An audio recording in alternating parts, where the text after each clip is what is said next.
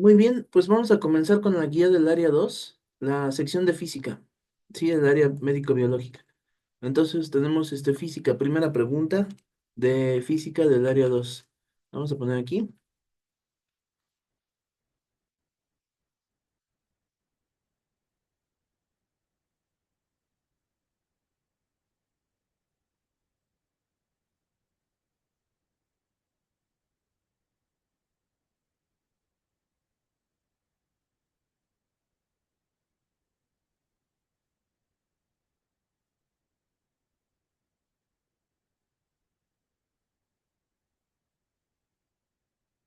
Aquí está la pregunta. La pregunta dice lo siguiente, fíjense muy bien. Dice, durante 15 segundos, un motociclista se desplaza a 20 metros sobre segundo. Después, durante 20 segundos, se mueve a 15 metros sobre segundo. Posteriormente, se detiene durante 25 segundos y finalmente, durante 18 segundos, se traslada a 10 metros sobre segundo. Con base en estos datos, la rapidez media del motociclista sería... Fíjate bien cómo se responde esta pregunta, es muy sencillo. Vamos a insertar una tabla, ¿sí? Una tabla en la que vamos a poner los cuatro movimientos que realiza el motociclista y vamos a poner aquí tres columnas, ¿sí? Una va a ser para la, la velocidad, otra va a ser para la distancia y otra va a ser para el tiempo, ¿ok? Entonces son cuatro, porque son cuatro etapas. Ahí está, mira.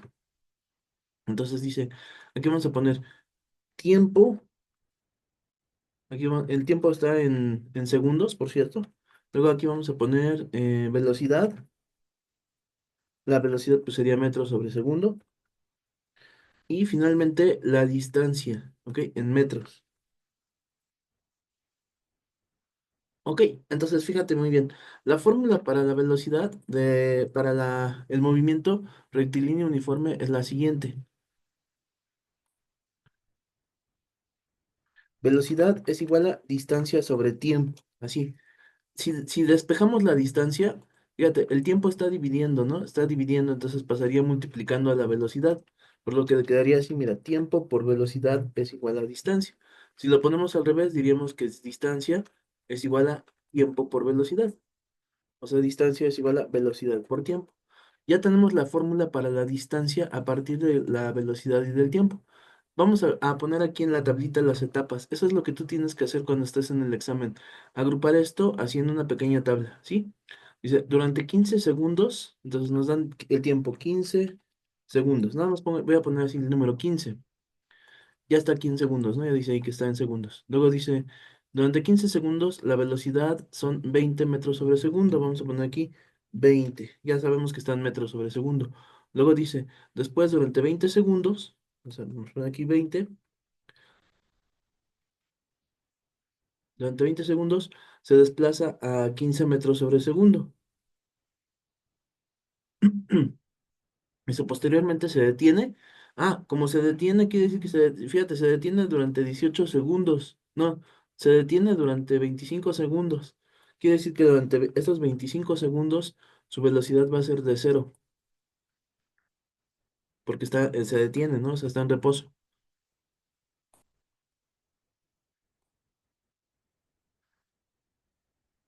Ajá, ahí está, mira.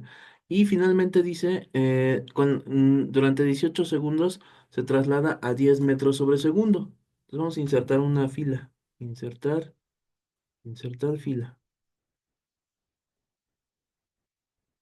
Ok, entonces dice, durante 18 segundos se traslada a 10 metros sobre segundo. Ahí está, mira, obsérvalo. Voy a poner una fila extra porque vamos a poner los totales. Insertar filas debajo. Ahí está. Ok, hace rato dijimos que la distancia se obtiene multiplicando velocidad por tiempo. Como velocidad es igual a distancia sobre tiempo, el tiempo que estaba dividiendo pasó multiplicando a la velocidad y nos quedó como distancia igual a velocidad por tiempo. Quiere decir que si multiplico 15 por 20 obtengo la distancia, ¿no? Entonces serían 300 metros. 300 metros. Durante la segunda etapa sería 20 por 15, que sería también 300, ¿no? Sí, 20 por 15 son 300. Luego tenemos la otra que son 25 por cero, pues nos da cero. Y finalmente la de 18 por 10 que nos daría 180. Ya tengo todas las distancias totales. Ahora vamos a sumar las distancias. Fíjate, en este caso vamos a hacer la suma. Sería 300 más 300 son 600 más 180 780. Ese sería el total. Ok, la distancia total recorrida. Voy a marcar con un color amarillo. Ok, 780 metros en total. Ok, ahora el tiempo total, vamos a sumarlo también. Mira, son 15 más 20 más 25 más 18.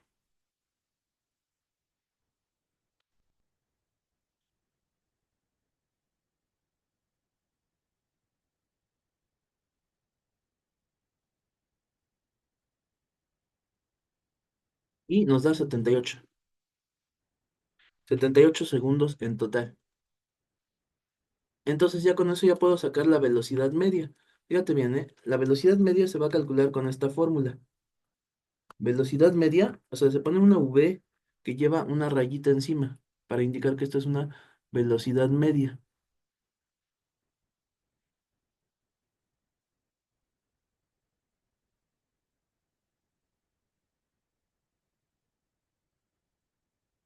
Aquí está, mira, es esta, sí. Ahí está. Velocidad media es igual a distancia total dividida entre tiempo total. Ahí está, distancia total sobre tiempo total. ¿Cuál es la distancia total? 780 metros. ¿Y cuál es el tiempo total? 78 segundos.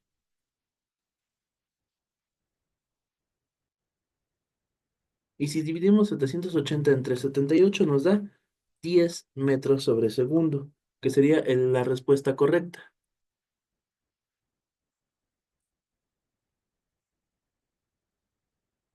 Listo, ahí está nuestro resultado. Vamos a ver si están en las opciones. Sí, mira, aquí está la respuesta, es la D. Ajá. ¿Dudas con esto? ¿Alguien tiene alguna duda? No, profe. Ok, vamos a pasar a la siguiente pregunta.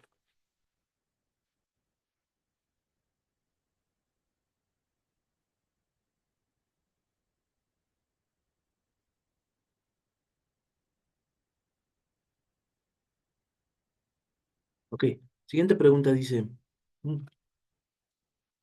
ay, no puede ser. Es esta. Aquí está. Es la pregunta 2. Dice... Ténganme paciencia, ya está. Sí, es que luego le muevo aquí y no encuentro los controles, perdón.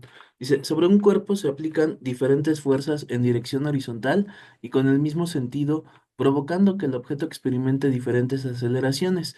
Basándote en la gráfica de los resultados obtenidos y despreciando la acción ejercida por la fricción entre el objeto y la superficie de contacto, ¿cuál es la masa del objeto?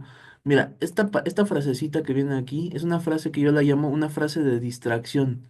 O sea, que confunde mucho a los estudiantes porque dicen, bueno, es que, ¿qué tiene que ver esto de despreciando? Siempre que veas que dice la palabra despreciando la acción ejercida por la fricción entre el objeto y la superficie de contacto. Imagínate todo el tiempo que tarda uno en leer esa frase, es mucho tiempo perdido. O sea, ahí no está diciendo nada. No está diciendo que la fricción no participa, nada más. Pero podrían haberse ahorrado todo eso para no poner tanta información. Hace que parezca muy difícil, ¿no? En realidad esa información no nos dice nada, simplemente que la fricción no participa. Puede ser que la fricción participe, pero eso ya sería un caso un poco mucho, más bien un caso mucho más difícil, ¿no? Muy bien, vamos a borrar la información. Entonces, mira, entonces, ¿qué es lo que nos está diciendo esto? Nos está diciendo, un segundito, por favor, nos está diciendo, dice que te fijes en la fuerza que está aquí en el eje y que te fijes en la aceleración que aparece en el eje X. La gráfica que estás viendo aquí es muy difícil que identifiques algún valor con precisión, o sea, no los vas a identificar así con toda la precisión del mundo, pero tienes que fijarte en lo más aproximado, o sea, en alguno de los datos que se vea con más precisión posible. Mira, por ejemplo, aquí yo veo este punto que ves aquí, está más o menos entre el 2 y el 3, o sea, aquí donde está la cruz, entre el 2 y el 3 sería como 2,5, ¿no? Y coincide con el uno entero, fíjate cómo esta rayita está en el uno entero, pero no se ve con precisión, ¿eh? Parecería que fuera uno o 1.1, 1.2. Más o menos al tanteo, yo digo que este es uno y que coincide con el 2.5. Ahora, ¿por qué es importante esto? Porque con los datos que nos están dando, nos están preguntando cuál es la masa del objeto.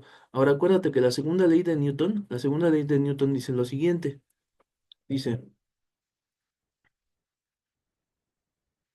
Dice, fuerza es igual a masa por aceleración. Masa por aceleración. De aquí tenemos tres despejes. Uno es el de la fuerza. Otro es el de la masa, que sería como masa es igual a fuerza dividido entre aceleración. Y el otro sería el de la aceleración, que sería aceleración es igual a fuerza sobre masa. No quiere decir que sean tres fórmulas distintas. Es la misma fórmula despejada para cada una de sus variables. Tú vas a elegir aquella que necesites, ¿no? Por ejemplo, en este caso me preguntan de la masa del objeto y por lo tanto, pues elijo la masa, ¿no? Entonces vamos a sustituir. El único dato que yo veo más o menos al tanteo que latino y es el 2.5 que coincide aquí, en esta rayita coincide con el 1. Bueno, eso es lo que yo veo más o menos, ¿no? Entonces la fuerza sería 2.5 newtons, más o menos, igual puede ser 2.4 entre 1. Y si dividimos 2.5 entre 1 pues nos daría 2.5. Es la que más se aproxima y serían kilogramos. Acuérdate que la masa se mide en kilogramos. Y listo, ya quedó. Entonces vamos a ver cuál es la respuesta. La respuesta aquí sería 2.5 kilogramos, o sea, el inciso B. ¿Dudas hasta aquí? No, profe. Mira, también podría haber sido, si hubiéramos elegido el 2, por ejemplo, el entero 2, no se ve que coincide aquí con algo en particular. Mira, aquí, por ejemplo, yo me hubiera confundido, porque no sé si aquí es 0.7 o 0.8. Por eso es que yo elijo la que más o menos se pueda distinguir tanto la X como la Y. ¿Ok? Vamos a ver la siguiente. Pregunta número 3. Esa está muy fácil. Mira, dice, la ley de Hooke sobre la relación entre el desplazamiento X del resorte y la fuerza, como se muestra en la figura, establece que X es, vamos a ver las opciones. Mira, las opciones son directamente proporcional a F, inversamente proporcional a F, directamente proporcional al cuadrado de F o inversamente proporcional al cuadrado de F. Vamos a copiar la pregunta número 3.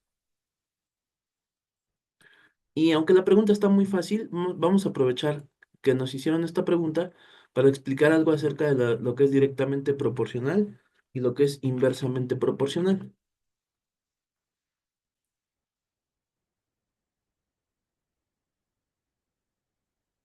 Ok, ahí está la pregunta. Ahora, te explico. La fórmula de la ley de Hooke es súper sencilla. Mira, sería fuerza F igual a K por X, nada más, así de fácil. Donde la F significa fuerza elástica, ¿ok? Es la fuerza elástica que se aplica sobre un resorte. Es la ley del resorte. Entonces, F es igual a K. La K es la constante elástica.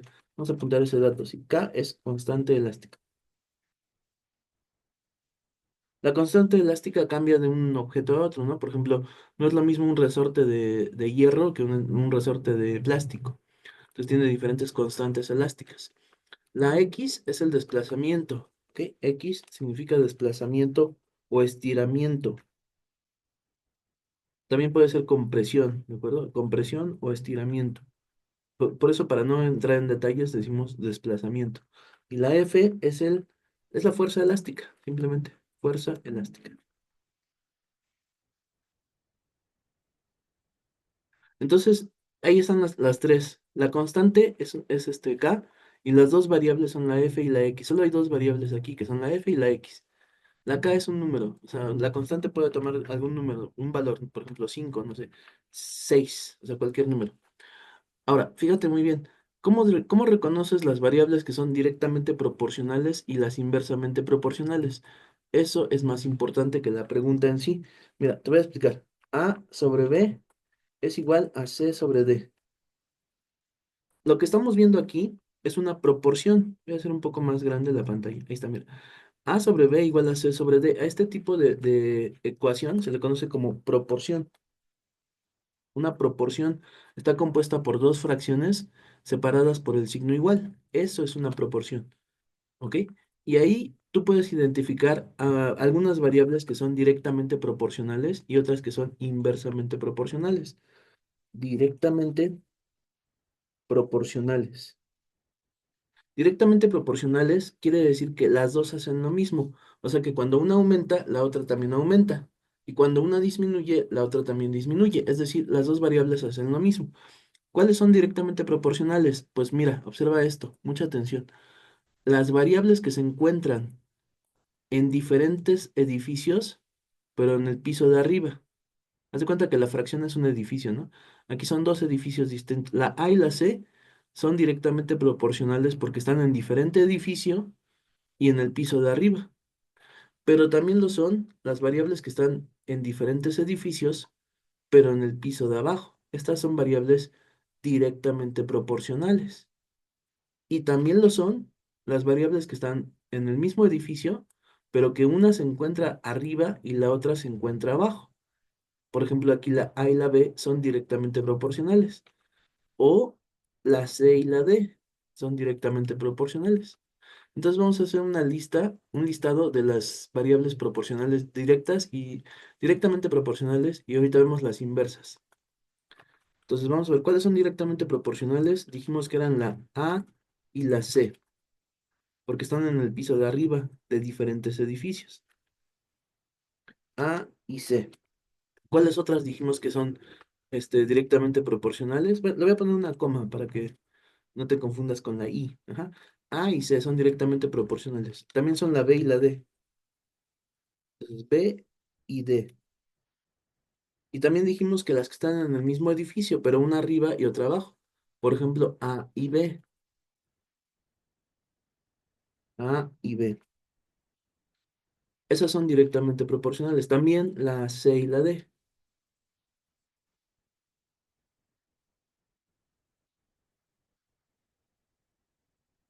Listo, esas son directamente proporcionales. Ahora, tomando en cuenta este mismo ejemplo de la proporción, fíjate cuáles son inversamente proporcionales. Mucha atención. Las que son inversamente proporcionales son las variables que se encuentran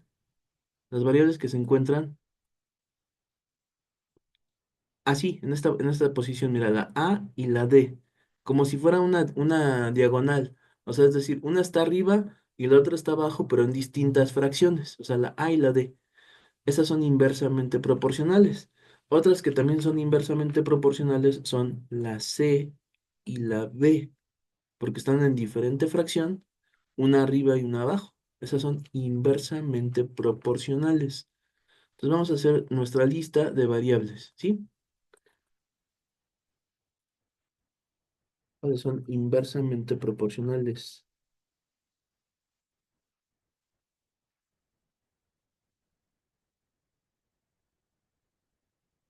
Serían entonces, dijimos, la A y la D de dedo, pero también la B y la C de casa.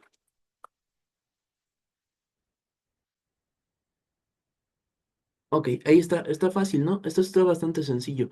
Se complica un poquito cuando son más variables. Mira, te voy a poner una proporción un poquito más difícil.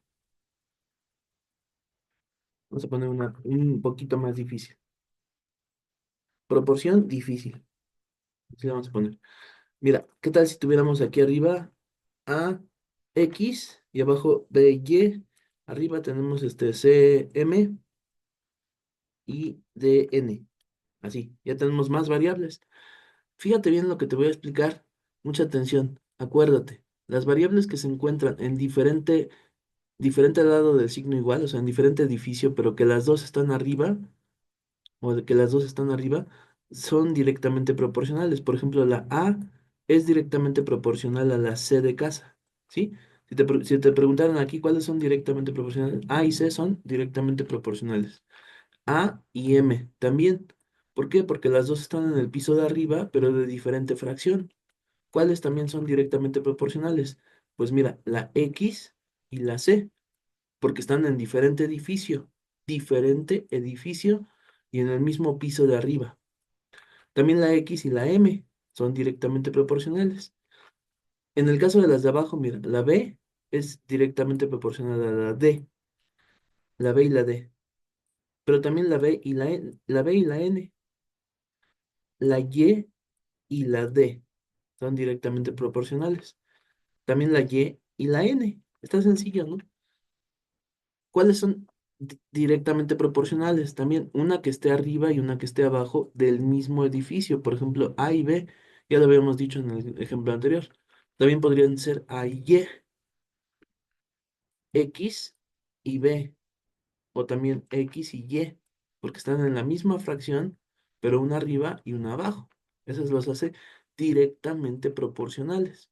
¿Qué otras son directamente proporcionales? Pues la M y la N, M y D, M, perdón, C y D de dedo, o C y N. Esas son directamente proporcionales.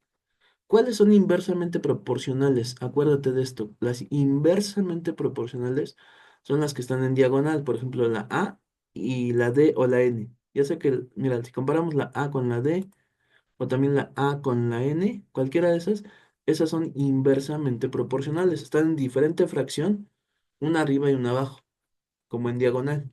¿Sí me explico? O sea, queda clarísimo que son inversamente proporcionales. Pero hay otras que son inversamente proporcionales y esas son las más difíciles. Mira, son las que están compartiendo el mismo, la misma habitación. Haz de cuenta que están en un edificio, comparten la misma habitación. O sea, que están las dos arriba o las dos abajo del mismo edificio. Por ejemplo, en este caso, ¿cuáles son inversamente proporcionales? La C y la M. Esas son inversas porque comparten el mismo piso. La A y la X son inversas. La B y la Y, o sea, las que se están multiplicando en pocas palabras, ¿de acuerdo? La D y la N son inversamente proporcionales. ¿Dudas hasta aquí? No, profe. Ok, entonces ya con eso ya podemos definir lo que nos están preguntando. Mira, volviendo a la pregunta. En la ley de Hooke, sobre la relación entre el desplazamiento X y el horizonte, como se muestra, es esta aquí. Aquí, perdón. La pregunta es, ¿cómo son directamente proporcionales? Es decir, si nos preguntan que la X y la F son, ¿cómo son la X y la F? Pues piensan en la X y la F como si fueran fracciones, mira. No son fracciones, pero tú puedes hacer que parezcan fracciones. ¿Cómo? Mira. Si a la f le ponemos un denominador uno, o sea, como los números enteros en álgebra, y a esto de kx le ponemos un uno abajo, estamos comparando la f con la x. Estas variables están en el mismo piso, o sea, en la parte de arriba, pero de diferentes fracciones. Eso quiere decir que son directamente proporcionales. Así de simple. Eso es algo que se puede determinar de inmediato. Sí, pero quise aprovechar la pregunta para poder explicarles las otras condiciones de directamente proporcional o inversamente proporcional. Entonces ya quedó. La pregunta está facilísima, simplemente sería inciso A, directamente proporcionales. Vamos a pasar a la siguiente. Ok, vamos a copiar la pregunta porque esta sí está un poquito larga, ¿sí? Mira,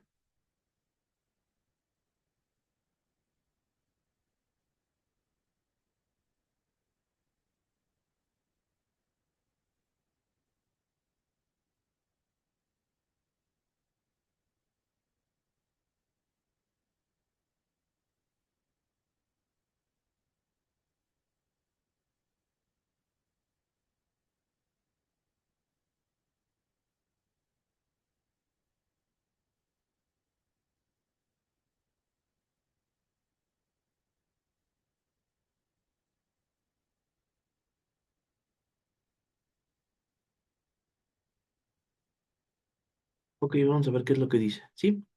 Mira, la pregunta dice, un balín X de masa igual a 200 gramos rueda con una velocidad v sobre un riel recto con fricción despreciable. O sea, acuérdate que esto de fricción despreciable quiere decir que no participa. Y en posición horizontal. Otro balín Y de masa igual a 400 gramos rueda con una velocidad menos v sobre el mismo riel, pero en sentido contrario, como se ve en la figura. Si se considera que hay conservación de la energía e ímpetu, y que los balines se comportan como partículas y que después de chocar el balín Y queda inmóvil, ¿cuál será la velocidad del balín X, perdón, después del choque totalmente elástico? ¿Ok? Entonces ahí vemos dos balines. Incluso aquí los dibujaron bien. Mira, la X es más chiquita porque tiene 200 gramos, mientras que la Y es más grande porque tiene un peso de 400 gramos. Vamos a apuntar los datos. Fíjate cómo voy a apuntar mis datos. Mucha atención, pon mucha atención a esto. Datos. Para poder saber cuáles son los datos, acuérdate que hemos explicado que los problemas en física tienen 7 pasos. Paso número 1, ¿te acuerdas? Es entender el problema, ¿sí? Paso número 2 es escribir los datos. ¿Cómo saber cuáles son los datos si no entendemos el problema, ¿no? Es como aquí, ¿qué datos tengo que escribir?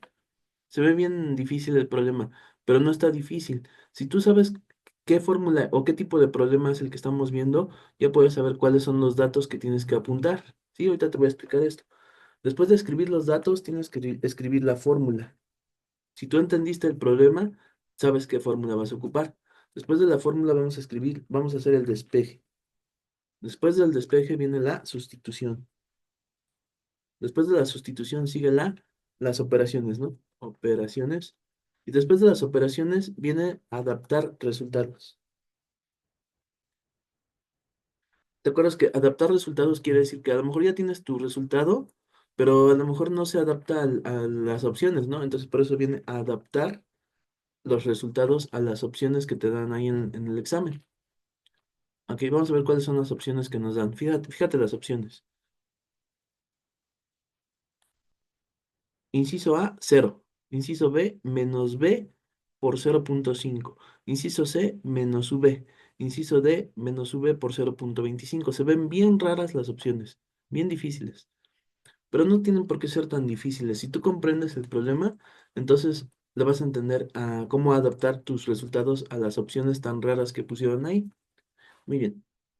Entonces, ¿qué tipo de problema es? Te voy a explicar. Como están hablando de choques elásticos y choques inelásticos, este tipo de problemas se les conoce como ley de la conservación de la cantidad de movimiento, así se llama. La ley de la conservación, ley de la conservación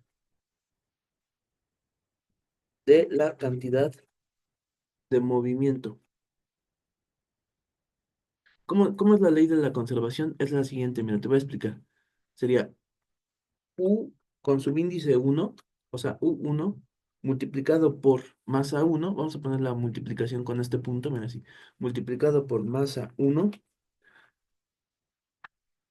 más U2 multiplicado por masa 2 es igual a V1, o sea, en lugar de U va a ser V, o sea, V de vaca, V, por masa 1 más este V2 por masa 2,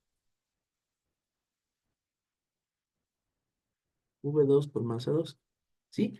Recuerda esto que te voy a explicar. Las letras U es para las velocidades iniciales. Las U son velocidades iniciales, mientras que las V son velocidades finales, finales. ¿Listo? Ya con eso ya queda claro, ¿no? Las M1 y M2 son las masas.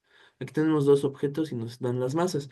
Fíjate, ya pasamos la parte de entender el problema. Sí, hace rato no entendíamos ni de qué estaban hablando. Ahorita ya sabemos que están hablando de la ley de la conservación de la cantidad de movimiento. Ya no sabemos la fórmula. Entonces ya sabemos qué es la U, qué es la V, qué es la M. Entonces ya sabemos cuáles son los datos que vamos a apuntar. Sí, porque si no sabemos, no entendemos el problema, tampoco vamos a saber qué datos son. Ahora sí ya sabemos qué problema es y por lo tanto ya sé qué datos tengo que apuntar. Tengo que hacer una lista de muchas variables, ¿no? Mis variables van a ser U1, U2, ajá, U1, perdón, aquí está, U1, U2, ay, no sé por qué se movió, perdón. U1, perdón, no sé qué moví, pero ya se arregló. U2, perdón, ahí está. U2, V1, V2,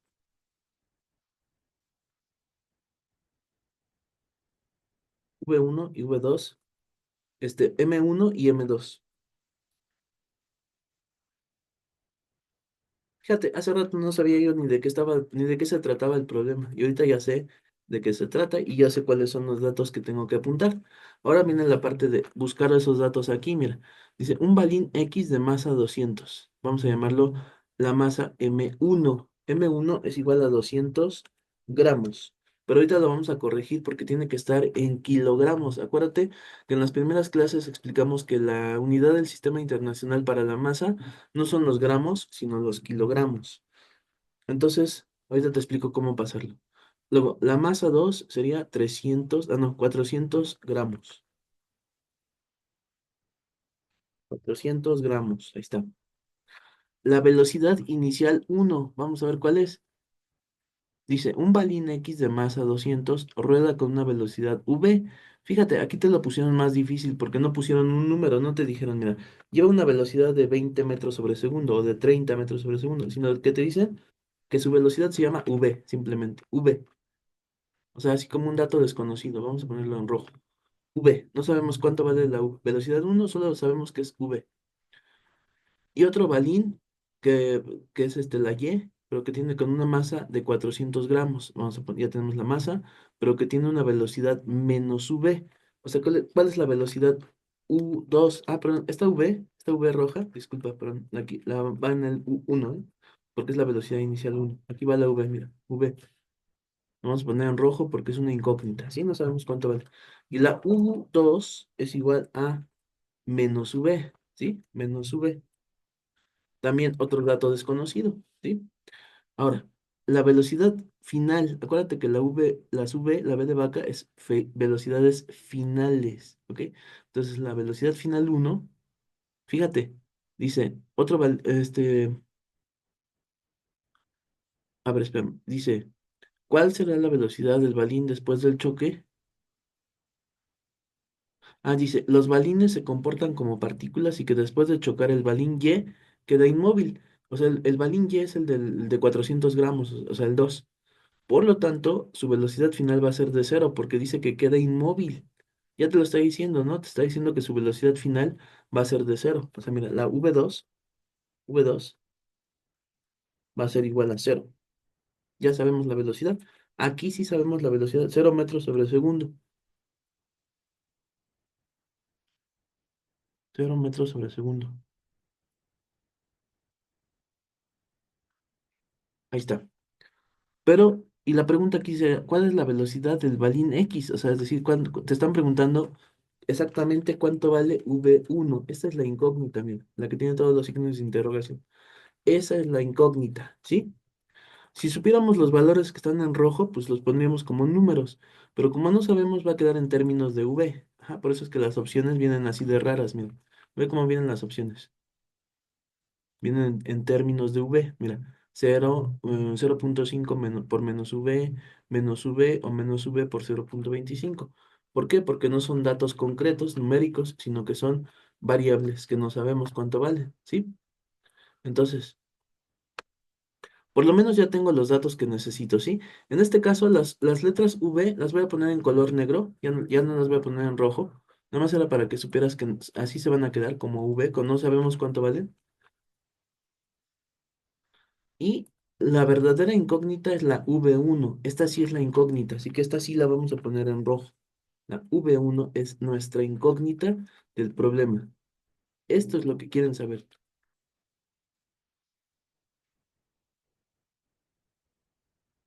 Ahí está.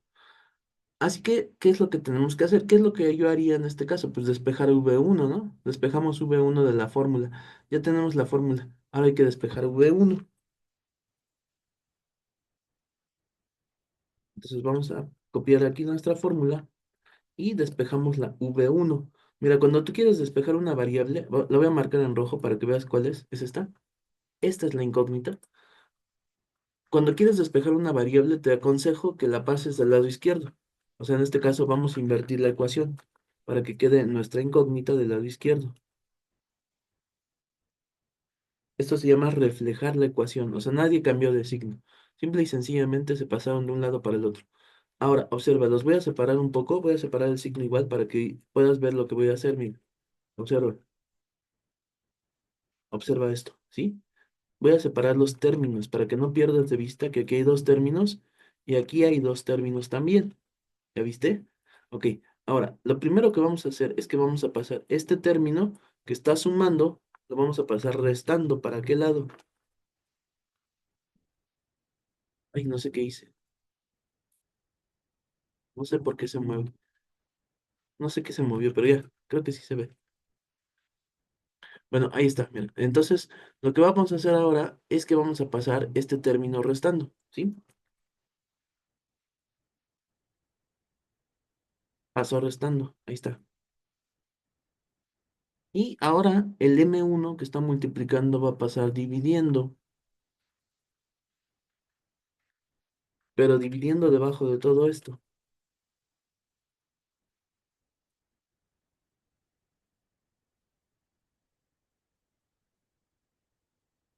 Ahí está. Ya está todo lo que necesitamos. Ya nada más hay que sustituir. Ya tenemos datos, ya tenemos todo lo que necesitamos. Mira, vamos a empezar a sustituir. Acuérdate, después de del despeje viene la sustitución, ¿no? Nada más que nos quedan 2 minutos. No me va a dar tiempo de hacerlo, pero vamos a ver si me da tiempo, por lo menos de sustituir. Mira, entonces la U1 vale V y la U2 vale menos V.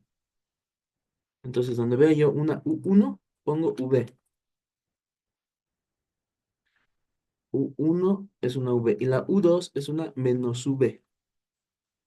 Menos V. Ya está. ¿Ya viste? Qué rápido. Ahora, vamos a seguir haciendo sustituciones. Ay, perdón, perdón. Paciencia. Aquí está, mira. La V1 la dejamos como incógnita, o sea, como en rojo, ¿no? Y la V2 vale cero. Fíjate la ventaja de que la V2 vale cero. Ya queda 1 minuto, así que ya no nos va a dar tiempo. Pero ahorita les mando nuevamente el enlace. Entonces, V2 vale cero, pero mira, ve la ventaja de que valga cero. Si vale cero la V2, quiere decir que cero por M2 desaparece. O sea que todo esto de aquí va a desaparecer. Mira, esto. Donde está la V2, desaparece. Y eso simplifica muchísimo nuestras operaciones. ¿Ok? Ahora, la M1 sí sabemos que vale 200 gramos, ¿no? Pero hay un problema, que hay que pasarlos a kilogramos. Entonces me voy a regresar a mis datos. Y mira, está muy fácil. Para pasar a kilogramos hay que recorrer el punto decimal 3 lugares hacia la izquierda. Entonces sería igual a 0,2 kilogramos. Y ya. Y aquí sería 0,4 kilogramos. Ya tengo mis datos como deben de ser, en kilogramos. Ya queda menos de 1 minuto. Bueno, entonces ahorita continuamos. Después les voy a mandar el enlace, ¿sí? Un momentito. Bueno, nos habíamos quedado en esta operación. Dijimos que ya teníamos despejado todo, que ya habíamos convertido las masas a kilogramos. Entonces estamos haciendo la sustitución. Habíamos dicho que la de V2, como valía cero, o sea, es decir, la velocidad final 2 valía cero, multiplicado por M2, pues desapareció, ¿no? O sea, desapareció esto. Y nos quedó solamente esto, esta parte de aquí. ¿Listo? Ya nos quedó esto. Ahora las masas las vamos a cambiar por sus valores en kilogramos. Mira, la masa uno dijimos que valía, aquí está, la masa uno valía 0,2 y la masa 2 0,4. Aquí está, 0,2 kilogramos, ya ni siquiera pongo kilogramos, nada más el puro número. Ajá. Y 0,4.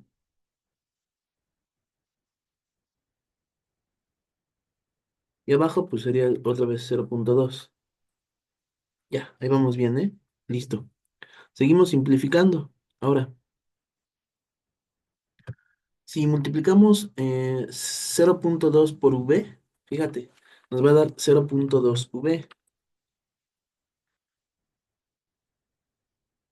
0,2V es como en álgebra, ¿no? O sea, si multiplico X por 5 pues da 5X, ¿no? Pues aquí sería 0,2V.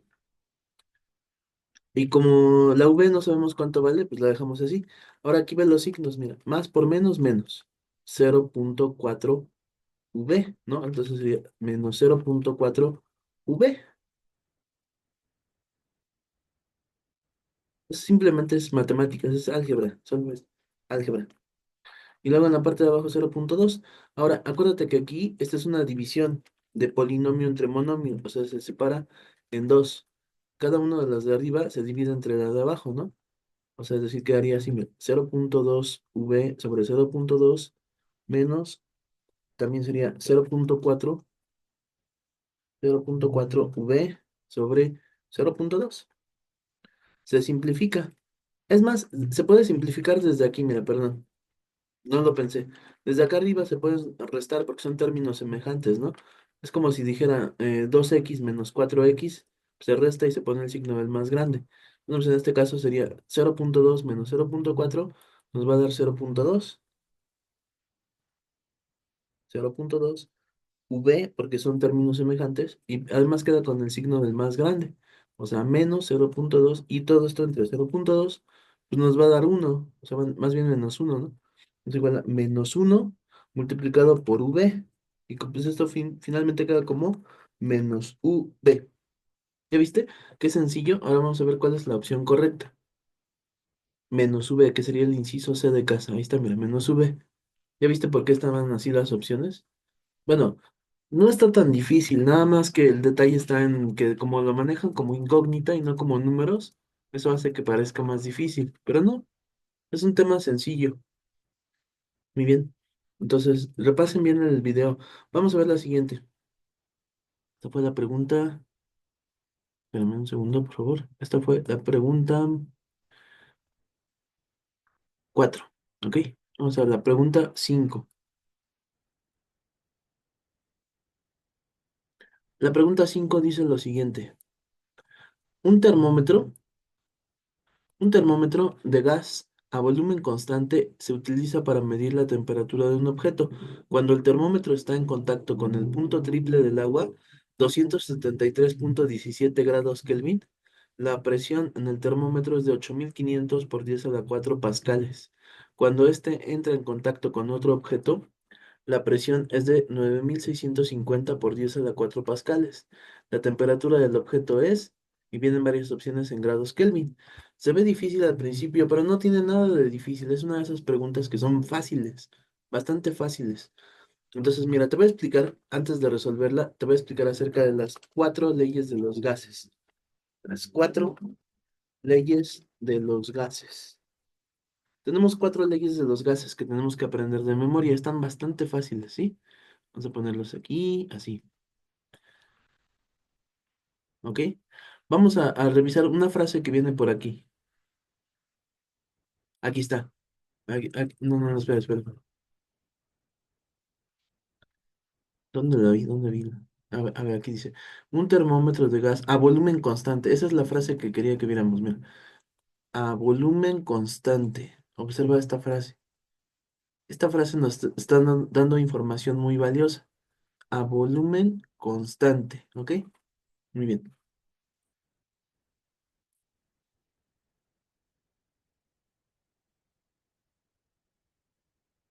Ok. Ahora sí, vamos a ver las 4 leyes de los gases. Te explico. Mira, la ley general de los gases. La ley de Gay-Lussac.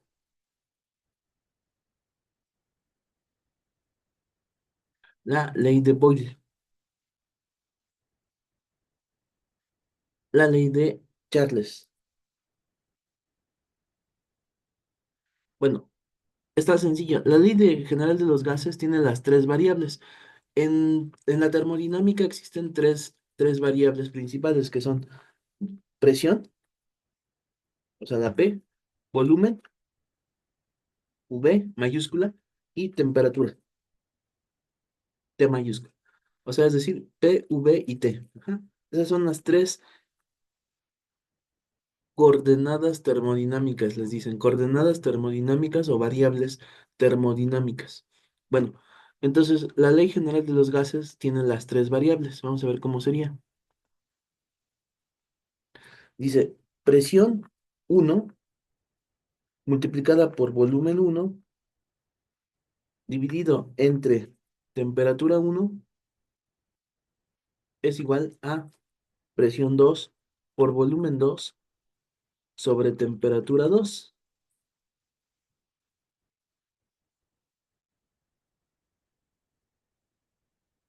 Así, muy fácil, ¿no?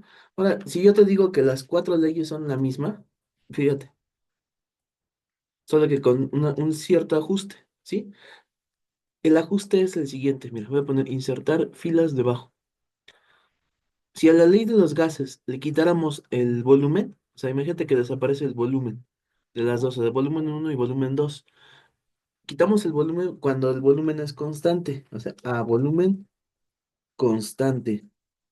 Si quitamos el volumen constante, perdón, si quitamos el volumen uno y volumen 2, la ley queda como está aquí, mira. Presión uno perdón, presión uno sobre temperatura uno es igual a presión 2 sobre temperatura 2. ¿Por qué? Porque el volumen es constante, o sea, no cambia. Eso quiere decir que no tenemos volumen uno y volumen 2. Solo hay un volumen. Ajá, solo hay un volumen. No es necesario que, que se tome en cuenta. Luego, si en lugar de eso en la ley general de los gases quitáramos la presión, ve lo que va a pasar, mira. O sea, quitamos la presión uno y quitamos la presión 2. ¿Por qué la quitamos? Porque es a presión constante. Y finalmente tenemos la ley de Charles en la que quitamos las temperaturas, es decir, nos quedamos solo con la parte de arriba. Es decir, presión uno por volumen uno es igual a presión 2 por volumen 2. ¿Ya viste qué fácil? Es, entonces, ¿cómo sería esto? A temperatura constante.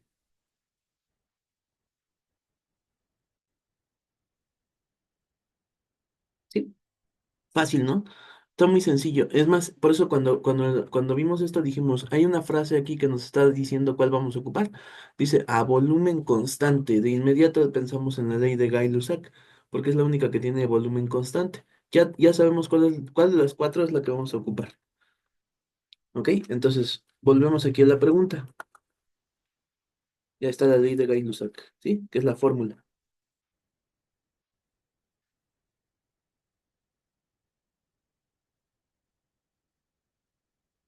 Ahora, dice, un termómetro de gas a volumen constante es usado para medir la temperatura de un objeto.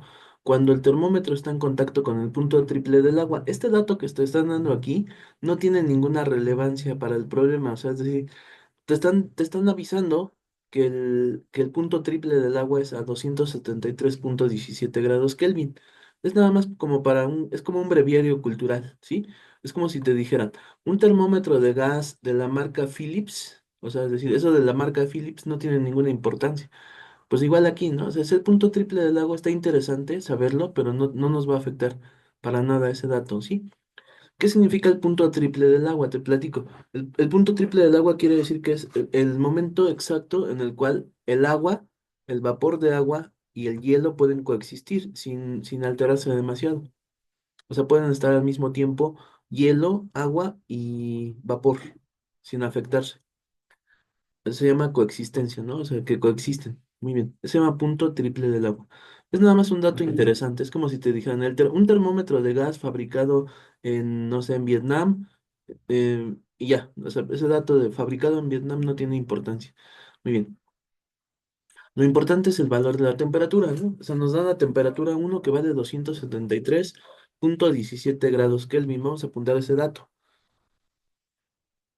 Eso sería la temperatura uno. Mira, ya conociendo la ley de Gay-Lussac, ya sabemos que tiene cuatro datos. Vamos a apuntar nuestros datos. Temperatura uno, temperatura 2,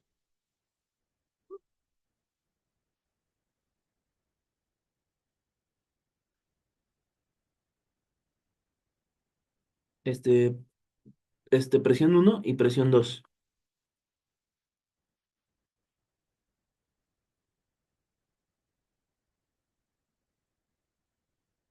Ok, vamos a apuntar los datos. Dice, la temperatura uno es 273,17 Kelvin.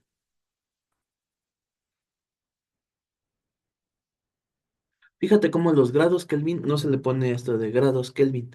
Si quieres ponérselo no pasa nada, pero se acostumbra a ponerlo así sin grados. Si fuera grados centígrados, ahí sí se tiene que poner grados centígrados, ¿no? Así.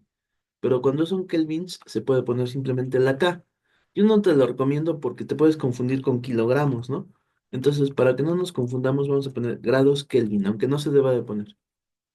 Luego, dice, la presión del termómetro es de 8500 por 10 a la 4. Esa sería la presión 1.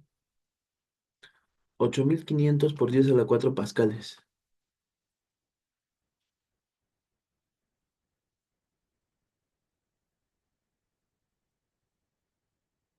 Luego nos dan también por aquí otro dato que es la presión 2. Mira, cuando entra en contacto con otro objeto, la presión es de 9650 por 10 a la 4. Esa sería la presión 2. 9650.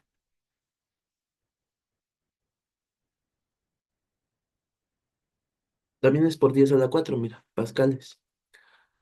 Entonces aquí la pregunta es, ¿la temperatura del objeto es decir, nos están preguntando la temperatura 2. Sí, está sencillo, ¿no?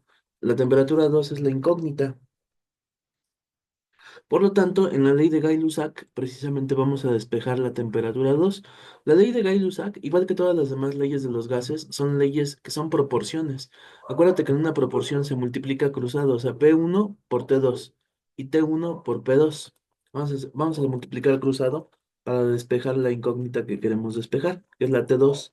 Lo voy a marcar en rojo. Mira, la que quiero despejar es T2. Vamos a poner en rojo. Ahora sí. Vamos a multiplicar cruzado, ¿sí? Sería presión 1 por T2.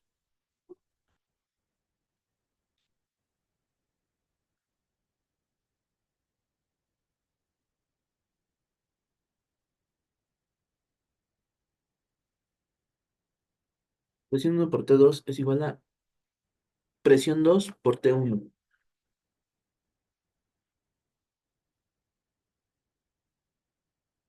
Listo, ya está ahí. Ahora que ya que tengo esto así, tengo que despejar a la incógnita, por eso la vamos a marcar en rojo.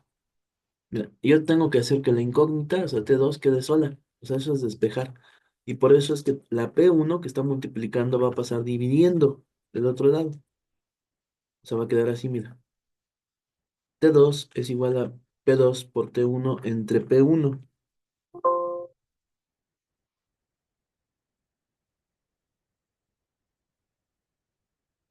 Sí. Y ya podemos sustituir. Ya acuérdate que después del despeje va la sustitución. Ahora vamos a hacer la sustitución. Entonces sería P2 que tiene un valor de 9650 por 10 a la 4 pascales. No voy a poner los datos porque no tiene caso. Ya sabes que, digo, perdón, las unidades de medición. Ya sabes que si ya todo está de acuerdo al sistema internacional, no hace falta poner pascales, pero sí hace falta poner las potencias de 10. Entonces sería este P2 que vale 9650 por 10 a la 4 multiplicado por T1 que vale 273,17 kelvins, dividido entre P1 que vale 8500 por 10 a la 4 pascales.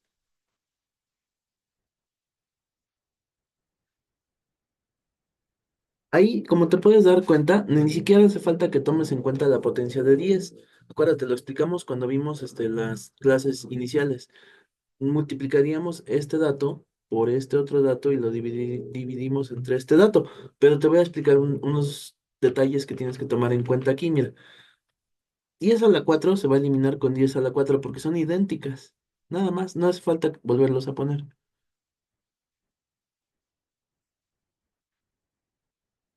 Espera, espera.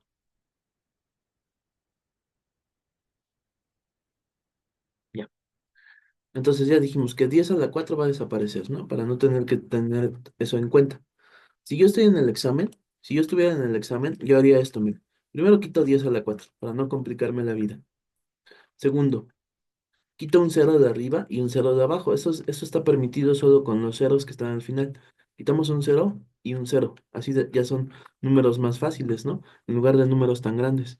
Ya puedo hacer mi multiplicación. 965 por 273,17 entre 850.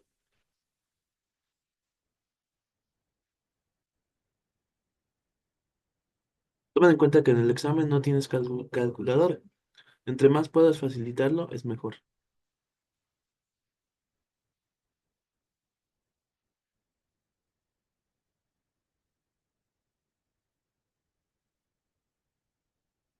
Aquí me dice que son 310,12. Vamos a apuntarlo. 310,12 grados Kelvin. Ok, listo, esa es la respuesta. Vamos a ver si viene la respuesta aquí, en las opciones. Aquí está, mira, inciso B, 310 kelvins. ¿Ya viste que no ponen grados Kelvin? Solo la K de kelvins. Muy bien. Ahora, un detalle muy importante.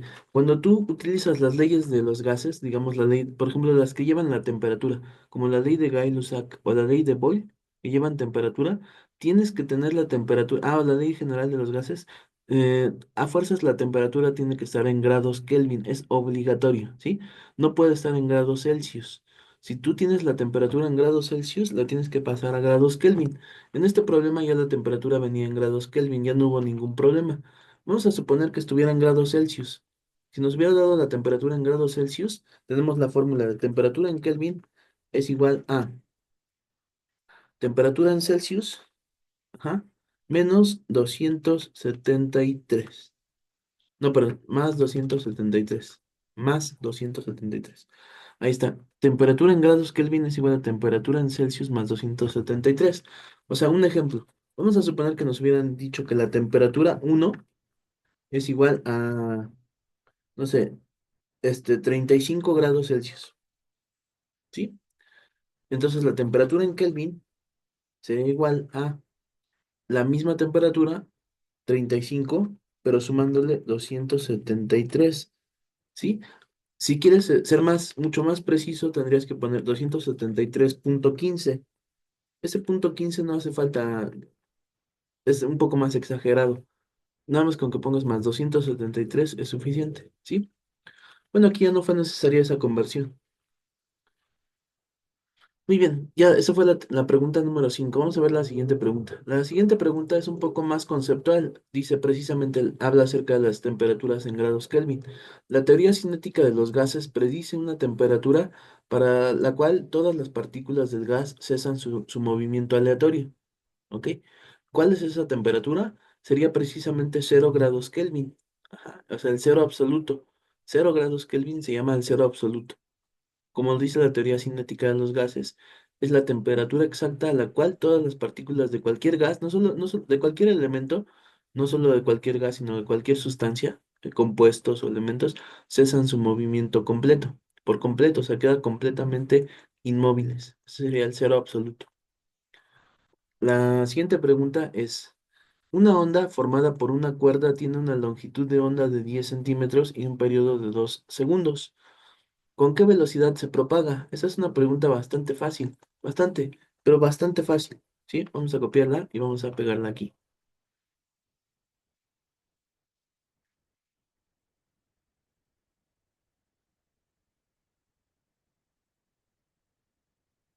Mira, te explico. Las ondas, todas las ondas tienen una fórmula que es la fórmula de la velocidad, ¿sí? Y dice lo siguiente, velocidad es igual a longitud de onda por frecuencia. El detalle está en que la longitud de onda la simbolizan con una letra griega que se llama lambda. Entonces vamos a buscar la letra griega lambda, así, por frecuencia. Entonces, para acordarte de esto, usamos una mnemotecnia que dice Betty la fea. Betty la fea. Pero como si Betty se escribiera con B de vaca, así con V. Betty la fea. Por eso es que así te vas a acordar, mira. V, o sea, de Betty, es igual a la fea. Ajá. No es que la L es una L griega, ¿no? O sea, es una L que es lambda, la letra lambda. Pero con esa mnemotecnia te vas a acordar fácilmente de la fórmula. Ahora, dice, una onda está formada por una cuerda que tiene una longitud de onda. Vamos a apuntar los datos. Longitud de onda, o sea, lambda. Datos. Sí, tiene una longitud de onda de 10 centímetros. Ahorita vemos si se tiene que pasar a metros o no. Me voy a fijar en las opciones. A ver, si veo que las opciones vienen en centímetros, ¿para qué la paso a metros, no? Aunque lo correcto sería que todo estuviera en metros, ¿no? pero si las opciones que me dan aquí todas están en centímetros, pues la dejo en centímetros, ¿ok?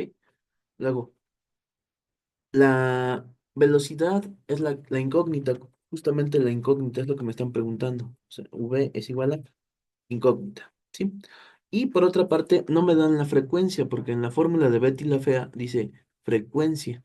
No me dan la frecuencia, o sea que tampoco sé cuál es la frecuencia. Sin embargo, me dan otro dato que no viene en la fórmula de Betty la Fea.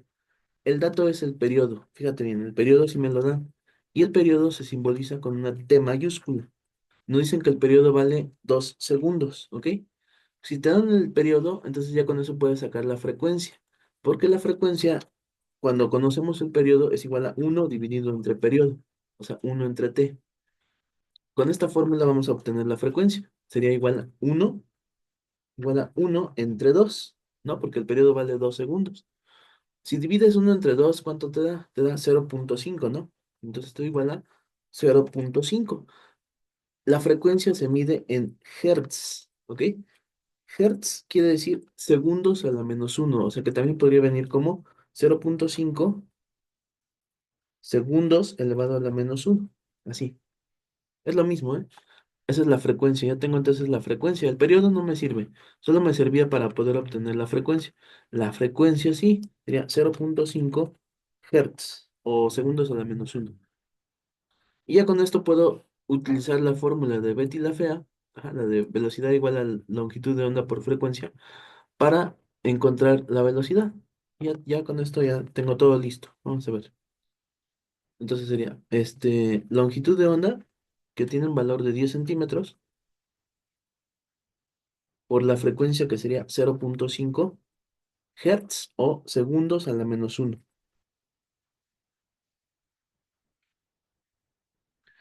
Ya, si multiplicamos esto, nos va a dar como resultado 5, ¿ok? Si multiplicas 10 por 0,5 te da 5 centímetros sobre segundo. O bueno, lo voy a dejar como segundos a la -1. Centímetros multiplicado por segundos a la -1. ¿Te acuerdas que en álgebra dijimos que cuando tienes un exponente negativo, lo bajas y se convierte en exponente positivo? Bueno, pues aquí aplica también porque es pura álgebra. Entonces sería centímetros sobre segundo elevado a la 1 positivo. O sea, el exponente pasaba de negativo a positivo. Por eso es que queda como 5 centímetros sobre segundo. Aquí la respuesta sería la C, 5,00. Aquí te ponen el punto 00 para confundirte más, pero en realidad es como si dijera 5 centímetros sobre segundo. Listo. Fácil. Muy, muy fácil. Vamos a ver la siguiente. Pregunta 8. La Profe, pregunta ¿le puede 8. regresar tantito para terminar de copiarlo, por favor? Claro que sí. Aquí está. ¿Aquí? Sí, Ok.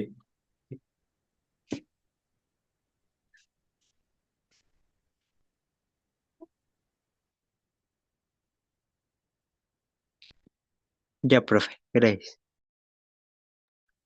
Ok, continuamos. Entonces, la siguiente. La siguiente pregunta es más que nada conceptual. Nos hablan acerca de la difracción. Mira, dice, en uno de los lados de la esquina, dos personas tienen una conversación. Una tercera las escucha a la vuelta de la misma. ¿Cómo se llama este fenómeno ondulatorio? O sea, es cuando puede, por ejemplo, el sonido se supone que viaja en forma de ondas, ¿no? Entonces las ondas no deberían de darle la vuelta a la esquina. Y sin embargo sucede esto. Eso pasa en los picos, ¿no? Así como este que está aquí, es un pico. Entonces, ese pico permite que las ondas se difracten, o sea, que se desvíen. Eso se llama fenómeno de difracción. Bueno, vamos a ver en la pregunta 8. Perdón, la pregunta 9. Dice, un circuito consta de una pila de voltaje conocido de V volts y cuatro resistores conectados en serie que presentan la misma resistencia desconocida R ohms. Si por el circuito circula una corriente conocida de I amperes, ¿qué expresión nos sirve para calcular el valor de R? Ok, entonces vamos a aplicar la siguiente información. Fíjate bien, ¿eh? La pregunta 9 nos habla acerca de los circuitos en serie y los circuitos en paralelo. Recuerda que habíamos explicado en clases anteriores acerca de los circuitos en serie y dijimos que en las clases anteriores que los circuitos en serie, la resistencia total, o también llamada resistencia equivalente, es igual a R1, sobre la resistencia 1, más R2, más R3, etcétera. O sea, todas las resistencias que tengamos. R3, etcétera, ¿no? Entonces, aquí nos hablan de que son cuatro resistores conectados en serie y que tienen la misma resistencia desconocida R. Entonces, ¿qué quiere decir? Que la resistencia total sería R más R más R más R. Si nos acordamos que en álgebra X más X más X más X es igual a 4X, ¿no? Pues aquí pasa lo mismo. Entonces sería igual a 4R. ¿Ok? Ya tenemos la resistencia total. Voy a poner esto. R más R más R más R y esto es igual a 4R. Eso sería la resistencia total de nuestro circuito, porque es un circuito en serie. ¿Ok? Luego, el voltaje es un dato desconocido en este caso. Es una pila con voltaje V. O sea, no nos dan el dato numérico, nada más nos dicen que es un voltaje V. O sea que entonces el voltaje total es V. Voltaje total es igual a V. Dato desconocido, simplemente como incógnita. Bueno, más bien como variable V, simplemente. Y nos dicen que la corriente eléctrica es I amperes. O sea, otra vez nos dicen que es I. No nos dan un dato concreto, sino que nos dicen que la intensidad de la corriente eléctrica es I. O sea, no nos dicen I es igual a 20 amperes o 5 amperes. No, simplemente la corriente es I. I es igual a I. Así, tal cual. I es igual a I. O sea, bueno, I total, o sea, la corriente eléctrica total es igual a I. Ahora, fíjate bien en este detalle. Aquí aplica la ley de Ohm. La ley de Ohm. Ley de Ohm. La ley de Ohm decía lo siguiente. Victoria es la reina de Inglaterra, ¿no? Victoria igual a reina de Inglaterra. O sea, V igual a RI. Vamos a ponerla. V igual a RI. Pero como en este caso nos están preguntando, dice, ¿en qué expresión sirve para calcular la R? Pues hay que despejar la R de la fórmula. Entonces, despejamos la R y nos va a quedar así, mira. R es igual a la V dividida entre la I. O sea, porque la I estaba multiplicando a la R y pasó dividiendo abajo de la V. Entonces, vamos a sustituir los datos que tenemos. Esto sería igual a la V, que aquí vale V. Así tal cual, mira. V es igual a V. Y la I, en este caso sería igual a I, así. Ah, perdón. Sí, sí, sí. No, espera, espera, espera. Entonces, aquí nos están preguntando el valor de R, ¿verdad? Sí, es cierto, R. Ah, ya. No, perdón, disculpa, me falta, sí está bien todo, excepto que voy a tener que cambiar la R por su valor que tenemos. La R vale 4R, ¿ok? Entonces, en lugar de R, aquí voy a poner lo que teníamos, porque estamos sustituyendo, ¿sí? Estamos sustituyendo. Entonces, la R vale 4R. Bueno, la voy a dejar así como estaba. Así estaba despejada la R. Ahora vamos a hacer la sustitución. 4R, que es el dato que encontramos para la resistencia total, es igual a el voltaje total, que es V, dividido entre I, así tal cual. Pero como nos piden que encontremos la R en concreto, entonces quiere decir que el 4 que está multiplicando la R va a pasar dividiendo. O sea que va a quedar como R es igual a V dividido entre 4I. Porque pasó dividiendo, al pasar dividiendo queda abajo, ¿no? Multiplicándose con la I. Y ya quedó, mira.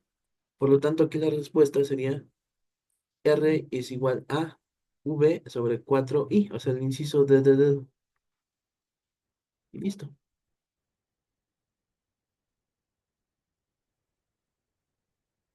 Ok, vamos a ver la siguiente pregunta. La siguiente pregunta dice, el orden creciente de la luz de onda para el color azul, verde, rojo y amarillo es el siguiente. Ah, bueno, para eso te tienes que saber el arco iris. Está muy fácil. Vamos a buscar aquí un arco iris. Todavía quedan 7 minutos, así que sí nos da tiempo. Se pone aquí. Colores del arco iris.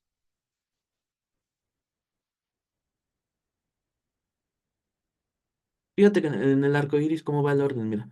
Rojo, naranja, amarillo, verde, azul, violeta. Rojo, anaranjado, amarillo, verde, azul, violeta. Entre más cerca del rojo es menos energía. Entre más cerca del violeta es más energía. ¿Ok?